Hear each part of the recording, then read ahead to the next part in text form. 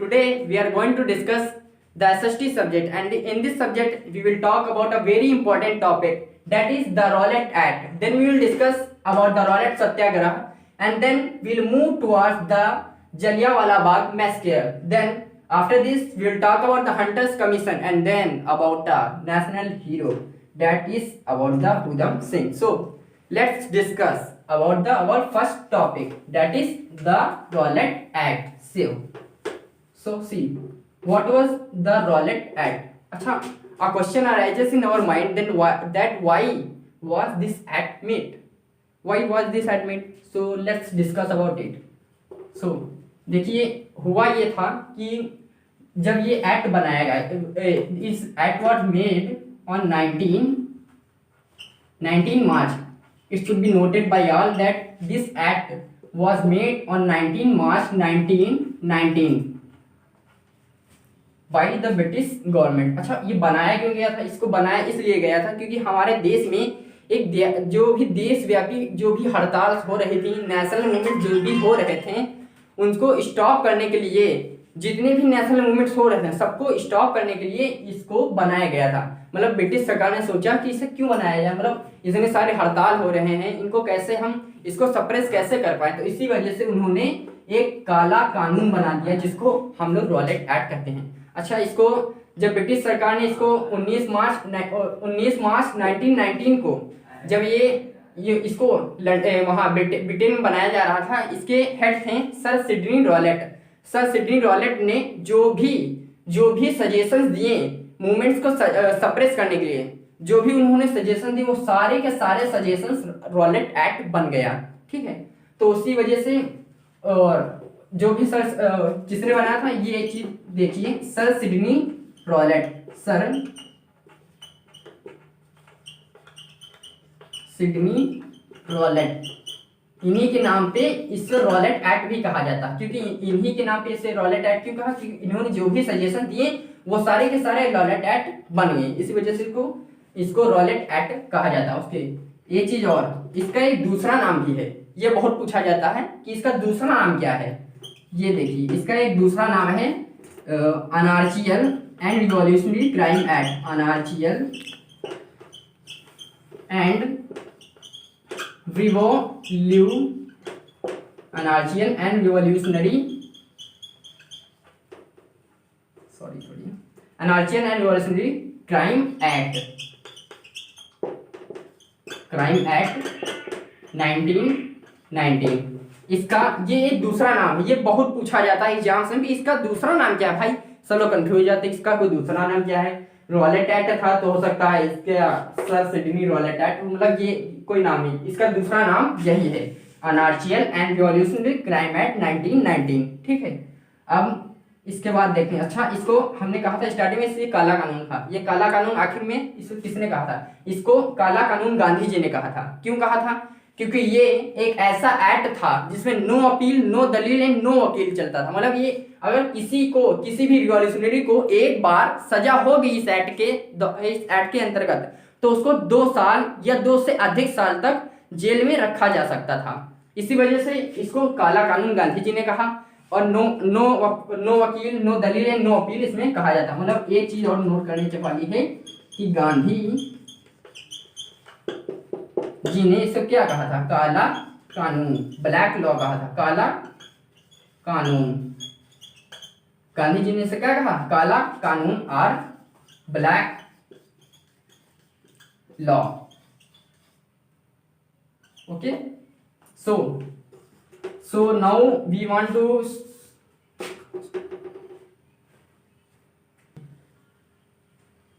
ठीक है, तो इसको गांधी जी ने क्या कहा? ब्लैक लॉ कहा, मतलब काला कानून कहा. अब इसके बाद देखिए, ये जब एक्ट बना तो भाई काला कानून था, तो गांधी जी ने क्या सोचा कि इसका विरोध प्रदर्शन किया जाए. तो इसका विरोध कैसे करते हो? तो गांधी जी भाई पीसफुल मार्ग पे चलते, मतलब नॉन वायलेंस वाले थे ना. तो इन्होंने एक इसका उपाय निकाला. इन्होंने कहा कि हम इसके लिए रॉलेट सत्याग्रह करेंगे. रॉलेट सत्याग्रह, चलो अब ये हमारा दूसरा टॉपिक था कि रॉलेट सत्याग्रह क्या है. Let's discuss about the Rowlatt Satyagraha. Okay,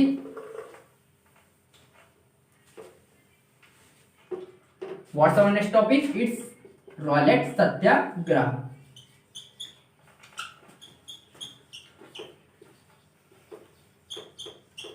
Satyagraha, Rowlatt Satyagraha. It was started by Gandhi ji. Actually इसमें हुआ क्या था, देखिए डेट वाइज डिस्कशन देखते हैं इसका। इसमें क्या हुआ था, पहली तारीख जो इसमें है 6 अप्रैल, ये बहुत इंपॉर्टेंट डेट है।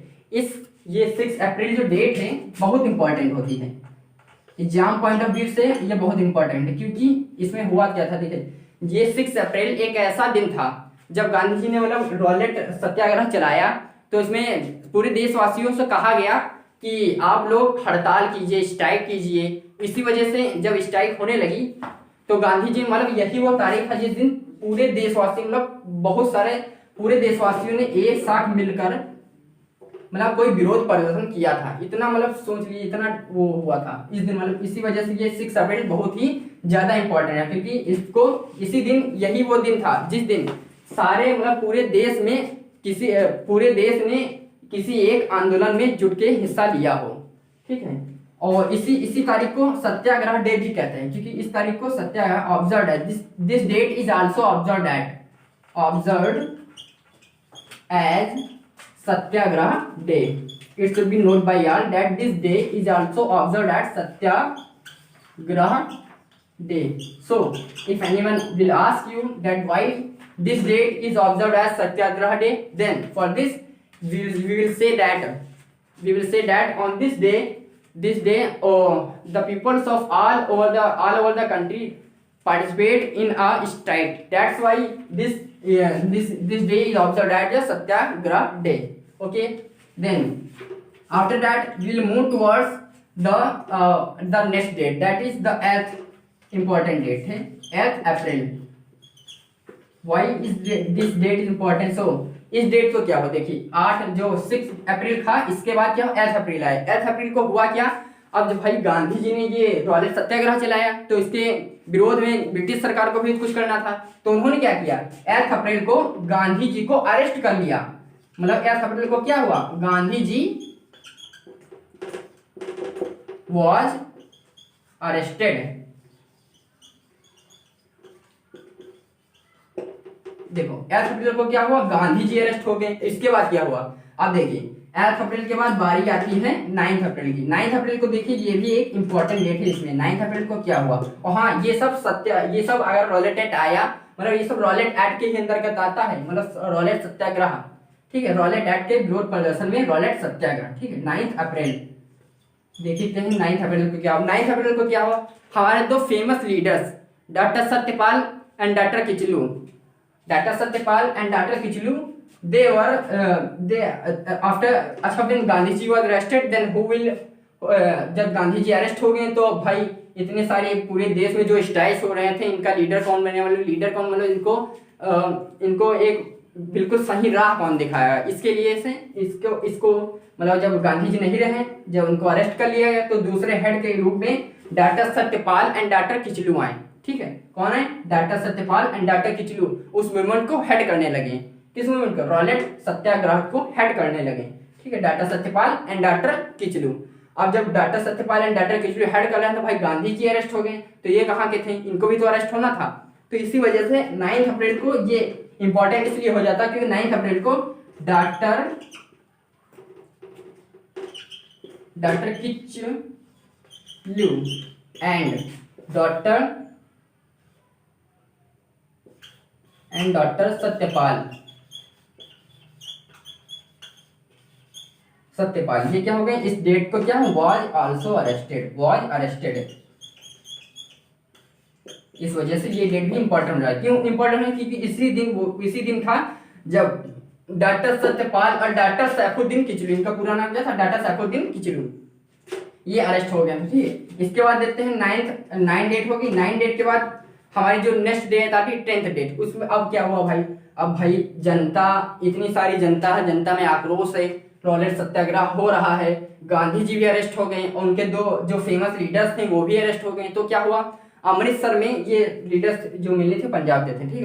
तो अमृतसर में जब भाई अब जनता बची ना, तो अमृतसर में जो भी पीपल थे, जो भी इस मूवमेंट को चला रहे थे, रॉलेट सत्याग्रह को हेड कर रहे थे, वो पीपल एक जगह पीसफुल डिमॉन्स्ट्रेशन करने लगे, ठीक है। अमृतसर में पीसफुल डिमॉन्स्ट्रेशन करे। कौन सी डेट है? 10 अप्रैल। 10 अप्रैल में क्या हुआ? A peaceful demonstration was held by the peoples in Amritsar. और वहां पे हुआ क्या? उस पीसफुल डेमोन्स्ट्रेशन पे फायरिंग कर दी। मतलब अमृतसर में फायरिंग शुरू हो गई। तो भाई अब क्या हुआ? जब फायरिंग शुरू हुई तो इसके रिस्पॉन्स भाई, जब हम पीसफुल तरीके से जो पब्लिक वहां पे स्ट्राइक कर रही थी, तो वहां पे अमृतसर की पुलिस ने फायरिंग शुरू कर दी। मतलब एक तो भाई वहां पे पीसफुल तरीके से वो हो रहा था, डेमोन्स्ट्रेशन चल रही थी पब्लिक की, और वहां पे अमृतसर की पुलिस ने फायरिंग कर दी। तो भाई ये फायरिंग हुई तो भाई लोगों का आक्रोश और भी बढ़ गया, वो उनकी चरम सीमा पे आ गया। तो जब आक्रोश और भी बढ़ा लोगों का, तो उन्होंने क्या किया? लोगों ने 10 अप्रैल को जब उनके ऊपर फायरिंग हुई, तो उन्होंने सारे जितने भी वहां पे पोस्ट ऑफिसर्स थे, रेलवे थी, रोड लाइंस थी, सबको मतलब वहां पे स्ट्राइक करना शुरू कर दिया। पोस्ट ऑफिसर्स को लूट लिया है। पुलिस पे भी अटैक किया। इसी वजह से जब ये 10 अप्रैल हुआ, तो जब यहाँ पे गवर्नमेंट का जब लोगों का आक्रोश बढ़ा, तो यहाँ पे क्या हुआ? सभी ने पोस्ट ऑफिस को लूट लिया। जब लूट लिया तो यहाँ पे 10 अप्रैल को मार्शियल लॉ लग गया। मार्शियल लॉ, ये भाई नोट करने वाली बात है कि 10 अप्रैल को मार्शियल लॉ लगा था। 10 अप्रैल को मार्शियल लॉ लग गया। क्यों लग गया भाई?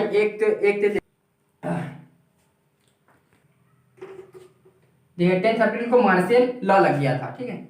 अब ये देखिए, ये इंपॉर्टेंट डेट हो गई। अब किस लिए इंपॉर्टेंट है? कि इस दिन मार्शियल लॉ लग गया। अब एक चीज देखिए भाई, एक तो यहाँ पे रॉलेट एक्ट लगा हुआ है, ऊपर से ये मार्शियल लॉ लग गया। तो इस वजह से अमृतसर में जो स्थितियां थी वो और भी मतलब कड़ी हो गई। पुलिस वालों ने और भी कड़ी स्थितियां हो गई, ठीक है। तो यहाँ पे आप देखते हैं, और इसके बाद हमारी जो नेक्स्ट डेट आती है, ठीक, देखिए इसका 10 अप्रैल के बाद अब हमारी डेट आती है 13 अप्रैल, 13 अप्रैल। तो ये भाई जो डेट है वो तो आप जानते हो। इस डेट को क्या हुआ? जलियांवाला बाग मैसेकर,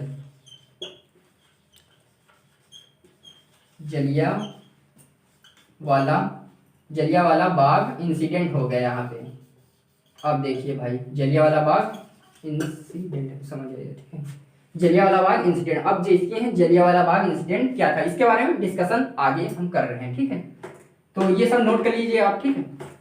देखते हैं जलियांवाला बाग इंसिडेंट।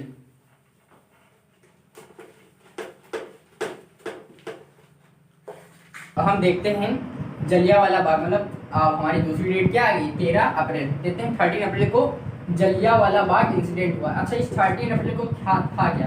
13 अप्रैल को पंजाब में एक बहुत ही फेमस फेस्टिवल होता है बैसाखी का। तो ये क्या था? बैसाखी का दिन था, बैसाखी फेस्टिवल। तो बैसाखी का दिन था। वैसे भी लोग फेस्टिवल में घूमना ज़्यादा पसंद करते हैं। तो बहुत सारे लोगों को पता भी नहीं था कि मतलब 10 तारीख को हमारी यहाँ पे मार्शियल लॉ लग गया था। बहुत सारे लोगों को पता भी नहीं था कि भाई मार्शियल लॉ, अमृतसर में मार्शियल लॉ लगा है। और लेकिन जब पता नहीं था तो भाई बहुत सारे लोग अपने घर से निकले, और बैसाखी का दिन था, इसलिए कहाँ जलियांवाला बाग में सभी लोग एक तरह इकट्ठा हुए। और एक बात जानकर आपको ताज्जुब होगा कि यहाँ पे 20,000 के करीब लोग आए थे। 20,000 के लोग थे। इतनी संख्या में लोग यहाँ पे आए थे। कुछ लोग यहाँ पे घूमने आए थे, उनको बाद में पता चला कि हमारे डॉक्टर सत्यपाल और किचलू अरेस्ट हो गए हैं। इसकी वजह से यहाँ पे विरोध प्रदर्शन भी हो रहा है। इस वजह से यहाँ पे मतलब इतनी संख्या में लोग उपस्थित हुए हैं। ये देखिए, मतलब दूसरा पॉइंट है 20,000, 20,000 के पास 20,000 पीपल गैदर्ड here। इतनी संख्या में लोग वहाँ पे उपस्थित हुए। वहाँ पे बहुत सारे लोग गैदर हुए, ठीक है। इसके बाद देखते हैं क्या हुआ, ठीक है। जब 20,000 लोग गैदर हुए तो भाई खलबली तो मचेगी ही। देखिए क्या होता है, ठीक।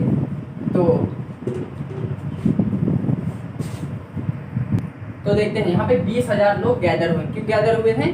सत्यपाल, डॉक्टर किचलू और सत्यपाल अरेस्ट हुए थे। उनके लिए प्रोटेस्ट करने के लिए ये लोग गैदर हुए थे। ठीक है, अब देखते हैं आगे क्या हुआ। आगे देखते हैं। अच्छा, एक चीज़ यहाँ पे देख गौर करने वाली बात है, ये जलियांवाला बाग इंसिडेंट जो है वो हिस्ट्री में बहुत ही फेमस इंसिडेंट है। मतलब इस दिन इतना बड़ा नरसंहार हुआ कि इंडियन हिस्ट्री में इसको ब्लैक डे भी कहा जाता है। ठीक है, इसको देखते हैं। इसके बाद यहाँ एक चीज नोटिस करने वाली बात ये है कि यहाँ पे वाइस रॉय कौन थे इस समय के वाइस रॉय जो थे हमारे वाइस रॉय कौन थे? चैम्सफोर्ड ये यहाँ पे वाइस रॉय थे। ठीक है, इंडिया की वाइस रॉय थे।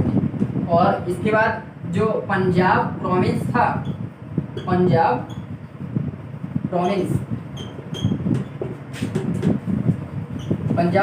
के जो लेफ्टिनेंट गवर्नर थे, लेफ्टिनेंट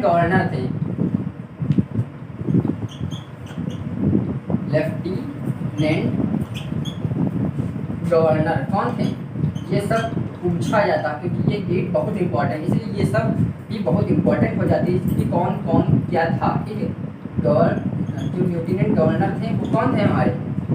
वो आप लोग को पता होगा कौन है? डायर। कौन से डायर थे? ये भी एक गौर करने वाली बात है।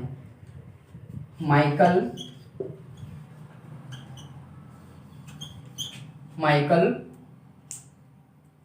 O Dyer. ये क्या थे? Michael O'Dwyer. यहाँ पंजाब प्रोविंस जो था, जहाँ पे अमृतसर है, पंजाब प्रोविंस, अमृतसर कहाँ है? पंजाब प्रोविंस में है। तो पंजाब प्रोविंस के लेफ्टिनेंट गवर्नर वहाँ के कौन थे? माइकल ओ डायर ये। और इसके बाद जो था माइकल ओ डायर के बाद जो अमृतसर में जिनकी अमृतसर के मिलिट्री हेड कौन था? अमृतसर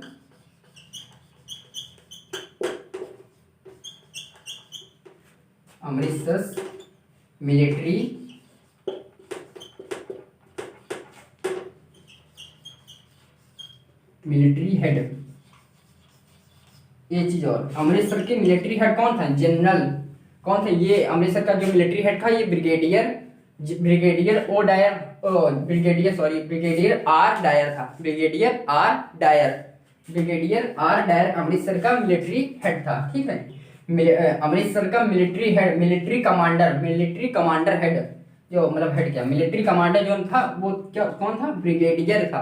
ब्रिगेडियर आर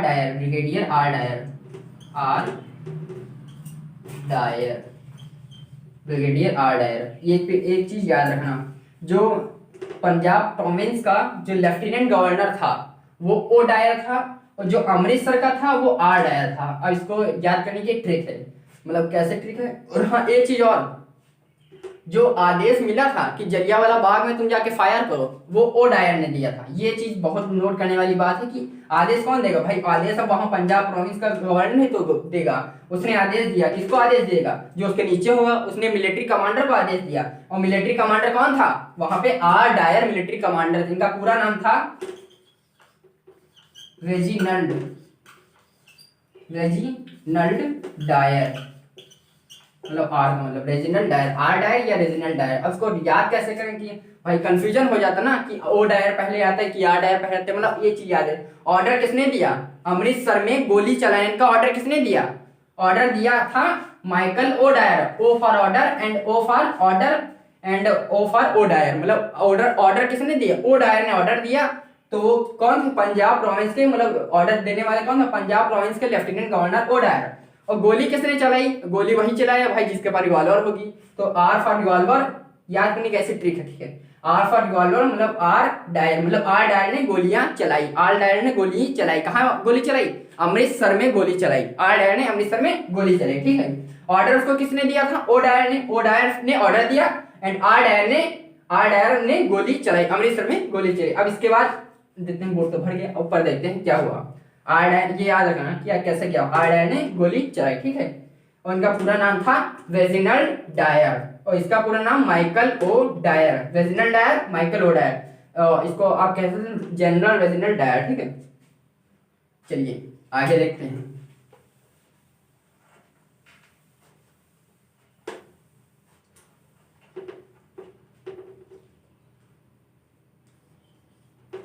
अब देखते हैं जो अब वो जानेंगे ऑर्डर किसने दिया, ओ डायर ने, और ये वाला मतलब गोली किसने चलाई, आर डायर ने। ठीक है, अब यहाँ पे एक चीज देखने वाली है कि हाँ जो आर डायर मतलब जो आर डायर था, रेजिनल डायर अपने साथ एक मिलिट्री की टोली को मतलब एक ट्रूप को ले गया था, एक पूरे एक यूनिट ऑफ ट्रूप मतलब उसने एक अपने साथ मिलिट्री के एक यूनिट को ले गया था। और उस मिलिट्री के यूनिट में जानते हैं कमांडोज कौन थे, मतलब उसमें जो भी ज्यादातर मिलिटेंट्स हैं वो कौन थे, गोरखा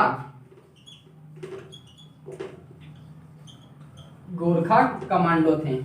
ठीक है, गोरखा कमांडो थे वहां पे कौन। ठीक है, तो देखिए गोरखा कमांडोज को ले गया था अपने साथ, किसको ले गया था, गोरखा यूनिट को। ये बहुत ही खतरनाक यूनिट होती है जो जंगलों में वार करने के काम आती है, ये जंगलों में गोरिल्ला वार के काम आती है। ठीक है, ये याद रखना है, गोरखा यूनिट को ले मतलब अपने साथ गोरखा यूनिट को ले गया था कौन, आर डायर। कौन ले गया था, आर डायर। आर डायर किसको ले गया था, गोरखा यूनिट को अपने साथ ले गया था। अब एक चीज और देखिए, जो अमृतसर का जो जलियांवाला बाग था वो एक तीनों तरफ से दीवालों से, ऊंची ऊंची दीवालों से घिरा हुआ था। वहां पे सिर्फ निकलने का, आने और जाने का एक ही रास्ता था, और उसी रास्ते को किसने, आर डायर ने ब्लॉक करा दिया। आर डायर ने जब उसको ब्लॉक करा दिया तो अपनी पूरी यूनिट को उसी एंट्रेंस गेट पे लगा के फायरिंग करा दी, शुरुआत कर दी फायरिंग, बहुत फायरिंग हुई। ठीक है, आर डायर। और एक चीज हाँ यहाँ पे नोट करने वाली बात ये है कि अच्छा इसको आर डायर को पता कैसे चला कि भाई अमृतसर में इतना बड़ा प्रोटेस्ट हो रहा है। इसको किसने बताया कि यहाँ पे भाई इतने सारे लोग जमा हो गए, यहाँ प्रोटेस्ट होने जा रहा है, किसने बताया।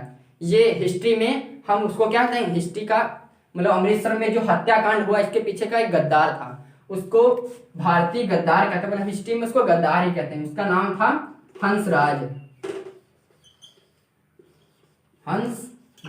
ये इसको भारतीय गद्दार कहा जाता है। इसी ने आर डायर को ये सूचना दी थी कि अमृतसर में इतने सारे लोग वहां पे इकट्ठा हुए हैं, अमृतसर में इतने सारे लोग इकट्ठा हुए थे, और वहां पे ऑलरेडी क्या लगा था, मार्शल लॉ लगा था, और फिर मार्शल लॉ लगा था, फिर वो और रॉलेट सत्याग्रह भी चला रहा था। ठीक, चल रहा था।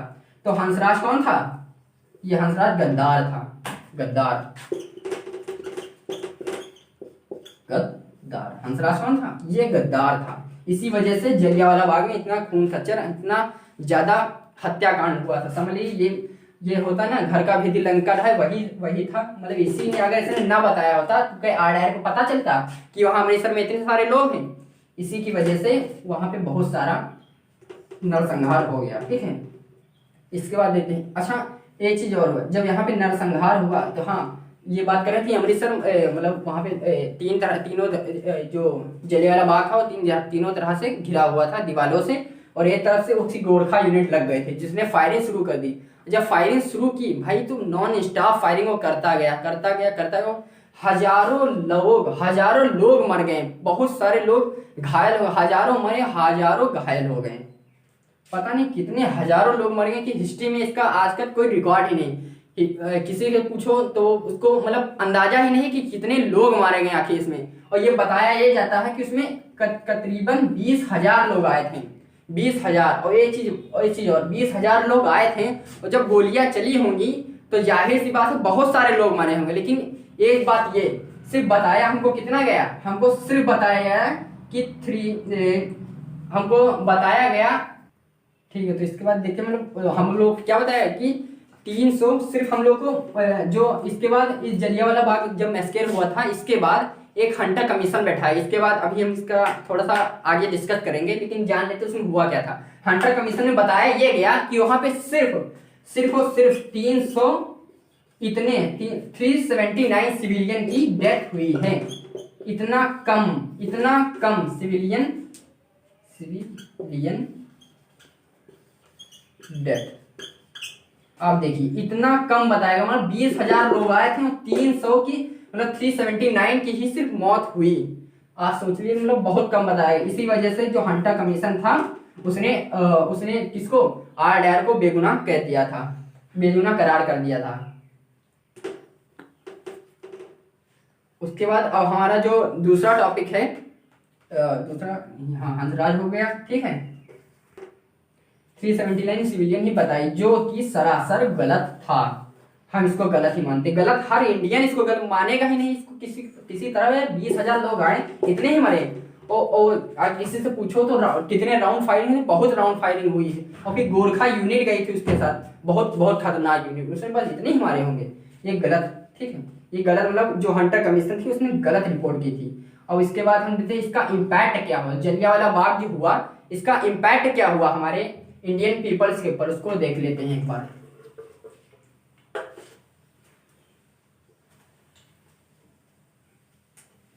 देखिए, जो जलियांवाला बाग हुआ, इसका अब हम इम्पैक्ट देखते हैं।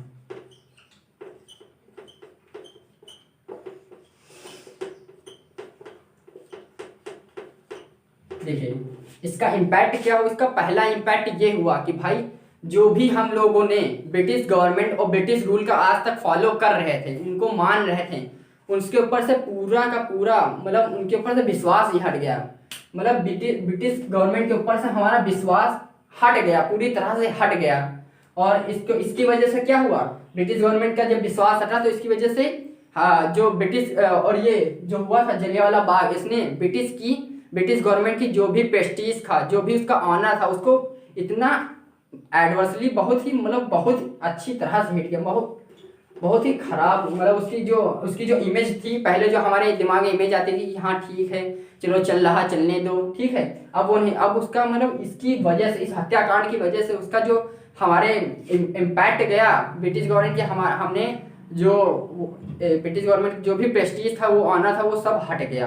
ब्रिटिश गवर्नमेंट प्रेस्टीज ऑनर कुछ रहा ही नहीं हमारे तरफ। और ये चीज इसके बाद हुआ क्या था, जो गांधी जी ने था, गांधी जी,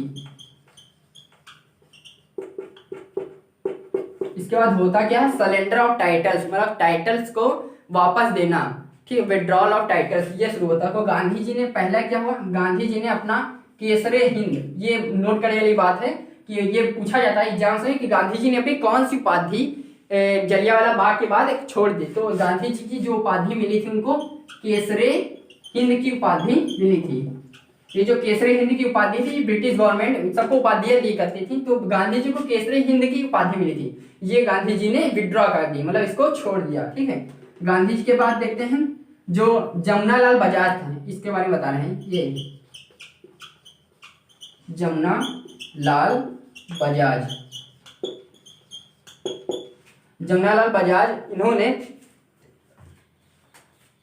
जो हमारे ये थे जमुनालाल बजाज, इन्होंने अपना कौन सा टाइटल था, जमुनालाल बजाज ने अपना राय बहादुर का टाइटल दे दिया, राय बहादुर। जमुनालाल बजाज ने क्या दिया, बहादुर,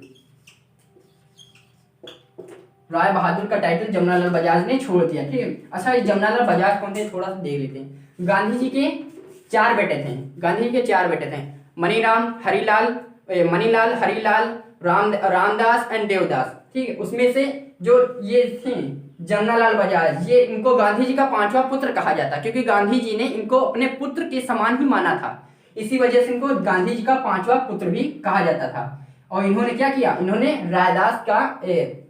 राय बहादुर की उपाधि को ठुकरा दिया जलियांवाला बाग मैसेकर के बाद, ठीक है। इसके बाद क्या हुआ, जो रविंद्रनाथ टैगोर थे, रविंद्रनाथ टैगोर, देखिए रविंद्रनाथ टैगोर ने क्या किया, रविंद्रनाथ टैगोर ने अपने 2 टाइटल वापस किए, एक नहीं 2 टाइटल। एक तो बहुत फेमस टाइटल है नाइटहुड का, रविंद्रनाथ टैगोर ने कौन सा टाइटल दे दिया, हटा दिया अपने, मतलब ब्रिटिश सरकार को वापस दे दिया, नाइटहुड का। ये जो नाइटहुड का टाइटल था, ये रविंद्रनाथ टैगोर ने वापस किया। इसके साथ साथ एक और टाइटल उनको मिला था, सर का। ये सर का टाइटल और नाइटहुड का टाइटल, 2 टाइटल जो थे रविंद्रनाथ टैगोर ने विड्रॉ कर दिए। रविंद्रनाथ टैगोर ने अपने नाइटहुड और सर की उपाधि को ठुकरा दिया। इसके बाद देखते हैं जो जलियांवाला बाग मैसेकर हुआ, इसने जो ब्रिटिश गवर्नमेंट की जो प्रेस्टीज ऑनर को हिट किया था, इसकी वजह से ब्रिटिश गवर्नमेंट ने इसके ऊपर एक इन्वेस्टिगेशन को बुलाने का, इन्वेस्टिगेशन बैठाने की सोची। तो इन्होंने क्या किया, हंटर कमीशन का गठन हुआ। जलियांवाला बाग की वजह से हंटर कमीशन का गठन, उसके बारे में चलिए देखते हैं हंटर कमीशन क्या था, ठीक है। ये टॉपिक बहुत इंपॉर्टेंट है। ये टॉपिक जो है हंटर कमीशन बहुत पूछा जाता है कि हंटर कमीशन क्या था, आखिर ये क्यों हुआ था। देखें तो जलियांवाला बाग की वजह से ही हमारे अंदर जलियांवाला बाग की इन्वेस्टिगेशन करने के लिए for investigate Jallianwala for investigate Jallianwala Bagh massacre, Jallianwala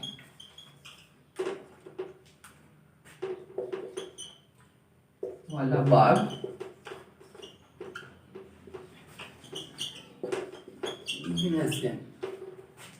for investigate Jallianwala Bagh massacre the Hunter commission.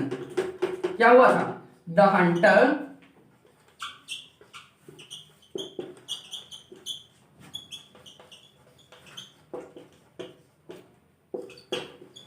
Hunter commission was design, मतलब जलियांवाला बाग तो जलियांवाला बाग की इन्वेस्टिगेशन करने के लिए हंटर कमीशन का गठन हुआ था। हंटर कमीशन का गठन हुआ था। इसका गठन मेन पर्पस क्या था कि ब्रिटिश की जो भी उसकी प्रेस्टीज है वो लॉस हुई। क्यों लॉस हुई? जो ब्रिटिश सरकार जो ब्रिटेन में बैठी थी उसने क्या किया? हंटर कमीशन का गठन किया। ठीक है, अब इस हंटर कमीशन के अंतर्गत क्या हुआ? हंटर कमीशन ने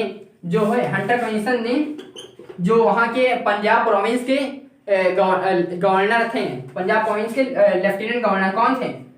हमने नाम बताया था आपको, ओडायर। ऑर्डर किसने दिया? ओडायर, माइकल ओडायर क्या किया ऑर्डर? ये कौन थे? पंजाब प्रोविंस के लेफ्टिनेंट गवर्नर थे। इनको उन्होंने बाइज्जत बरी कर दिया। मतलब जो इन्वेस्टिगेशंस में से निकली वो तो उसमें जनरल डायर को दोषी नहीं पाया गया। ठीक है, अब भाई दोषी नहीं पाया गया तो जनता का आक्रोश और भी बढ़ा। जो मदन मोहन मालवीय थे इन्होंने कह दिया था कि ये साफ दोषी है इसके लिए, लेकिन किसी ने नहीं माना। और जो हंटर कमीशन आया था इसने भी इसको दोषी नहीं माना। ठीक है, तो जब दोषी नहीं माना तो देखते हैं आगे क्या हुआ। ये डायर देख लीजिए सही से, डायर। ठीक है, जब दोषी नहीं माना, हाँ इसके अंदर हुआ था, इस रिपोर्ट में जो आया था हमने बताया था इसकी सिर्फ 379 देख लीजिए, 379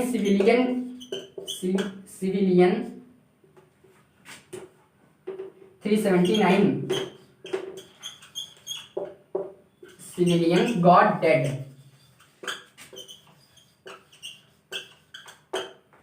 इस रिपोर्ट में कहा गया कि सिर्फ 379 सिविलियन ही मारे गए। और एक्चुअली में हमने बता दिया कि ये ऐसा नहीं था। ये रिपोर्ट जो थी ये सरासर गलत थी, ये गलत रिपोर्ट थी। मतलब 379 ये भी कोई है?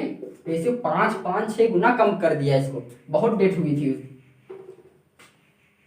ठीक है, तो इनको जब बाइज्जत बरी कर दिया, अब देखते हैं आगे क्या है। भाई ये जब बाइज्जत बरी हो गए, जनता का आक्रोश तो बढ़ा ही था, बहुत बढ़ गया था। और एक चीज और, जो जलियांवाला बाग इंसिडेंट था इसका एक उसको क्या कहें, जो उधम सिंह हमने कहा था आखिर में हम अपने एक नेशनल हीरो की बात करेंगे। ठीक है, तो नेशनल हीरो जो था हम आपको बताने जाए कि जलियांवाला बाग का इंसिडेंट का एक जो विटनेस था, मतलब जो उसने साक्षी मतलब गवाह था, उसका एक साक्षी गवाह था जिसने खुद देखा जलियांवाला बाग के हत्याकांड को। उस छोटे से बच्चा ही था समझ लीजिए। उसमें कौन था? हमारे नेशनल हीरो उधम सिंह।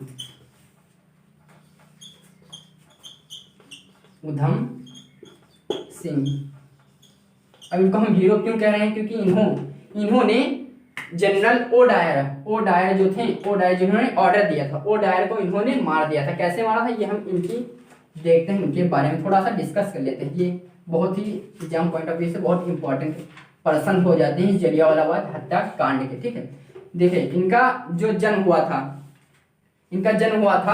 26 दिसंबर 1999 में। इनका जन्म हुआ था 26 दिसंबर 1999 में। और जब ये जलियांवाला इंसिडेंट हुआ तब वहां पे वो जो भी भीड़ आई हुई थी उनको पानी पिलाने का काम कर रहे थे। इसी वजह से इनको जलियांवाला बाग हत्याकांड का साक्षी माना जाता है कि इनके सामने ही जलियांवाला बाग हत्याकांड हुआ, इन्होंने देखा। और इसी वजह से इनके अंदर इतना आक्रोश आ गया कि ये इन्होंने कुछ नहीं सोचा, ये लंदन ही चले गए उनसे लड़ने के लिए। मतलब हमने कहा, इन्होंने कहा कि अब हम ओ डायर को छोड़ेंगे नहीं, जिसने भी ये ऑर्डर दिया है उसको हम मार के ही रहेंगे। तो इन्होंने इनकी 26 दिसंबर ये पैदा हुए थे इस दिन। इसके बाद ये लंदन में ब्रिटेन गए, लंदन में इन्होंने गदर पार्टी को ज्वाइन किया। जब गदर पार्टी, ये कहाँ पे, लंदन में गदर पार्टी को ज्वाइन किया। और लंदन में गदर पार्टी को ज्वाइन करने के बाद जब ये हाँ डेट याद कर लीजिए, टाइम डेट थी 1940, ये जो ईयर था 1940, इसी ईयर को ये लंदन में इन्होंने जाके कैक्सटन हॉल, एक था कैक्सटन हॉल, जो लंदन में कैक्सटन हॉल था उसके अंदर जाके इन्होंने ओ डायर को शॉट कर दिया। इन्होंने ओ डायर को गोली मार दी। मतलब 1940 को ये लंदन गए, लंदन में कैक्सटन टाउन में ओ डायर था, ओ डायर को वहीं पे इन्होंने गोली मार दी। और इस नेशनल हीरो को हमारे वहीं पे अरेस्ट कर लिया गया और फिर फांसी दे दी गई। ठीक है। और फिर बाद में अमेरिका ने भी माना कि ये the fighter for the freedom, the Times of London, the Times of, ये नोट करने वाली बात है,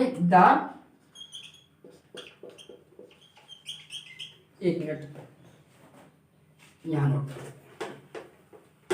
उधम सिंह, ठीक है, Udham Singh, the Times of London, कौन थे, the Times of London.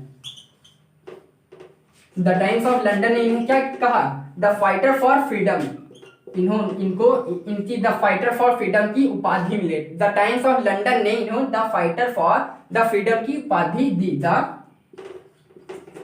Fighter for the freedom, ये जो उपाधि थी ये द टाइम्स ऑफ लंदन ने इन्होंने इनको दी, इनके ऑनर में दी। कि वो बाद में जब जवाहरलाल नेहरू ने कहा तो इनको उपाधि दी गई, द टाइम्स ऑफ लंदन ने इन्होंने the fighter for the freedom की उपाधि दी। ठीक है।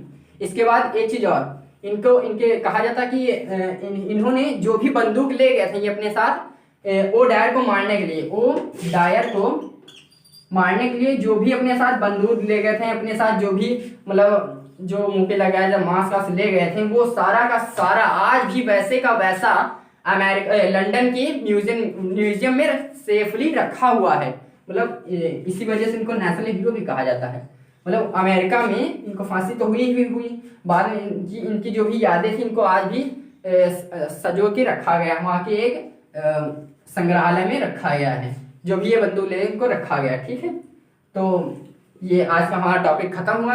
और कैसा लगा आपको वीडियो, अच्छा लगा हो तो लाइक करिएगा, और अगर चैनल पे नए हो तो इसको सब्सक्राइब करना ना भूलिएगा। और कोई भी आपको अगर डाउट रहता, क्वेरी रहती, तो आप नीचे कमेंट में पूछ सकते हैं। I will surely reply your comments. Okay, so thanks a lot.